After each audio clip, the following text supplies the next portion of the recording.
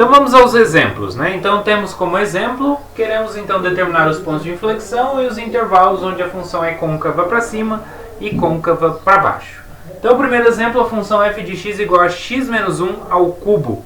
Então quanto que fica as derivadas, né? Para a gente entender se a função é côncava para cima ou côncava para baixo, a gente precisa estudar o sinal da segunda derivada.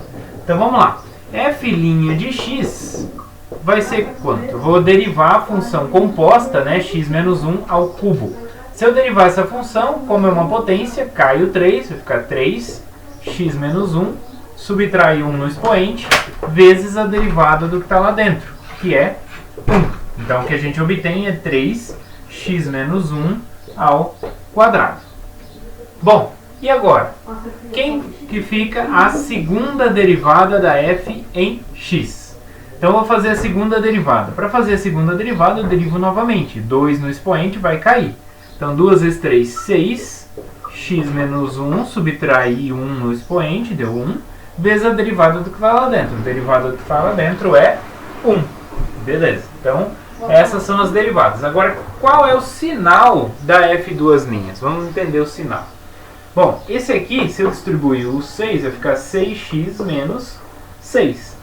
Então, olha só, quando que isso é zero? Se eu colocar x igual a 1, né? Que vai ficar 6 menos 6, 0.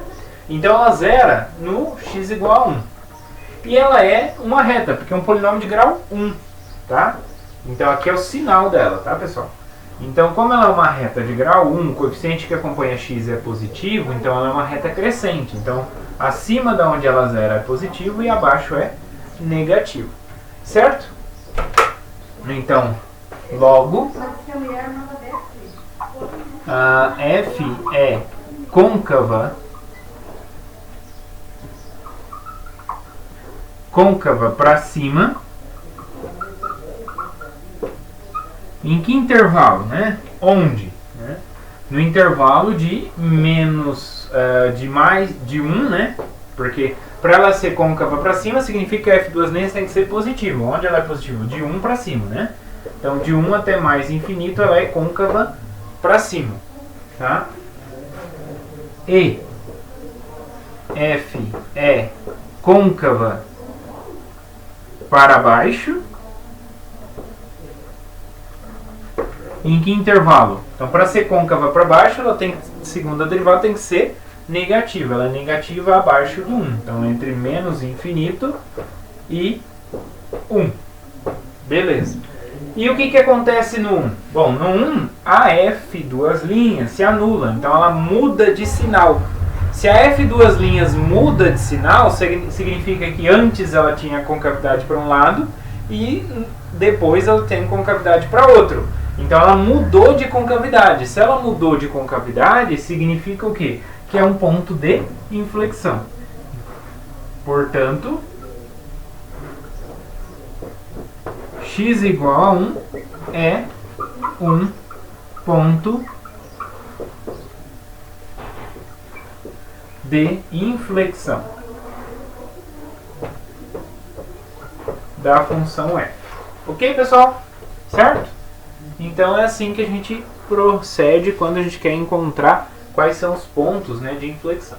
Bom, x menos 1, vamos desenhar o gráfico da x menos 1. Né? A x menos 1, vamos desenhar o gráfico aqui para a gente entender.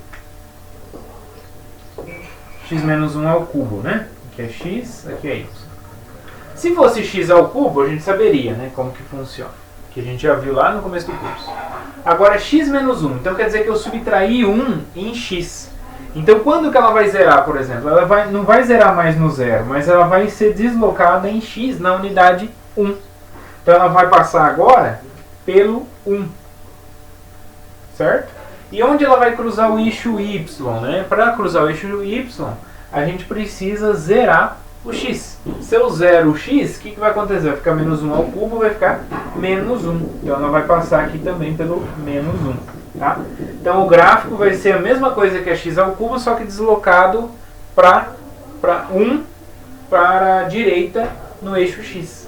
Então ela vai vir aqui. Opa, vou desenhar um pouquinho mais. Ela inclina um pouco mais. e depois sobe. Certo? Essa é a gráfica da x ao cubo, né? Então olha só, a gente pode observar, né, que ela tinha concavidade para baixo aqui, depois concavidade para cima. Então concavidade para baixo, depois concavidade para cima. Então aqui no x igual a 1, a gente tem então uma mudança de concavidade e, portanto, um ponto de inflexão.